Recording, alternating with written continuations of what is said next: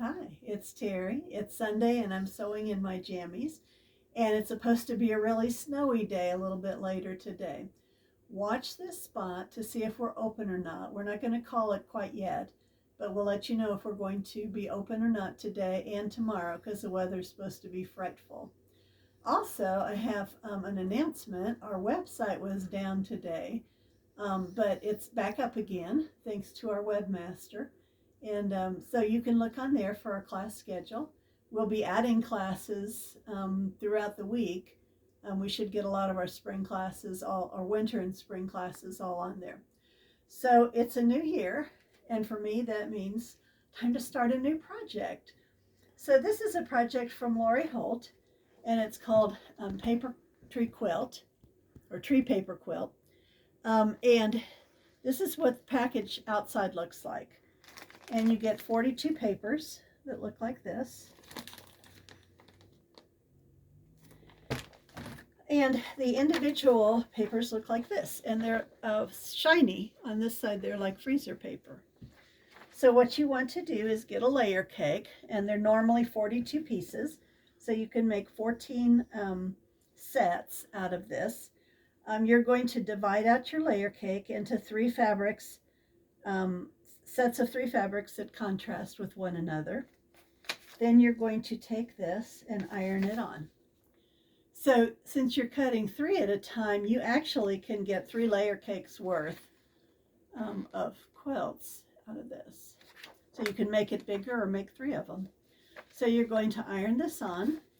You're going to cut where it says, it's very, very clear. It says cut here first, across the bottom, cut here second, cut here third, this long one here cut fourth, and then this one cut fifth.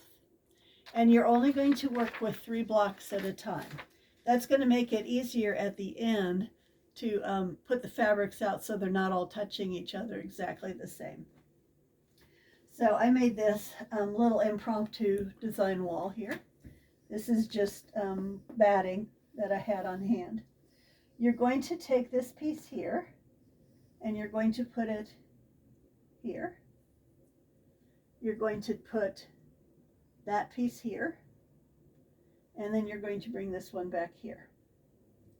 Then you're going to take this piece and put it here, and this piece and put it here, this piece here, and then you're all ready to sew.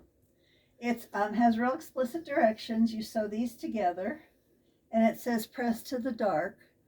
If you wanted to stitch in the ditch when it was done, I would recommend that you press to the trunk and to the tree, but it doesn't really matter that much, and they don't have to really line up when it's all done. So you'll sew these together, then you'll sew these two together and add that. In the directions it says to center this, which you could do, but since I've been sewing a really long time, I decided to make this so, can you see here how this is overlapped right at the 1/4 inch seam allowance? So I sewed it like that and did the same on the other side. And then they look like this. The outside edges are real uneven. And if you look at it, you can tell it's more of a rectangle than a square. And that's because you've sewn 2 seams here and 2 seams here, but only 1 seam here. That's your last seam to sew. So then you're going to take that, and you're going to, if you have an 8.5 inch ruler, you can use it. If you have a bigger one, just kind of mark off 8.5 inches on it. I decided instead of the trunks being kind of up and down, I wanted it all lined up. You can do it either way. And so I'm taking the 2 inch mark to trim this and center the trunk on here. And then you're done. It's so fast. And then you can just sew them together however you want.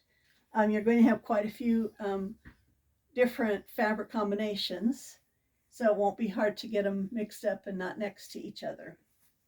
So that's my newest project for the year. And if we get to sew, the next couple days because of the snowstorm, then I might get it done by next Sunday. We'll see if that happens. So watch this spot to see if we're going to call the weather or not. If we're going to call off because of the weather. Our most valuable asset is our staff, and we definitely don't want anybody to be in danger. So we will post it on Facebook and Instagram, and I will send out an email as I can. So we'll see how that works. So we will see you later, and I hope you get to sew. Bye-bye.